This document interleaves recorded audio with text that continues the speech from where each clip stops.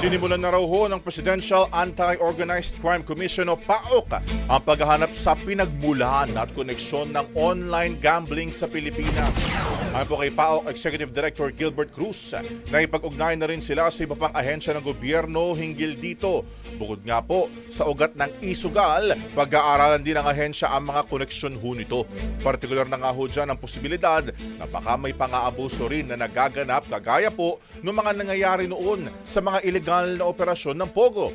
Samantala, sinabi naman ng PAOK na sa oras na may makala po silang impormasyon kaugnay sa pinagmulan ng online gambling, ay agad po nila itong ipaalam sa mga mambabatas na ngayon ay isinusulong nga ho ang pagbabawal nito sa ating bansa.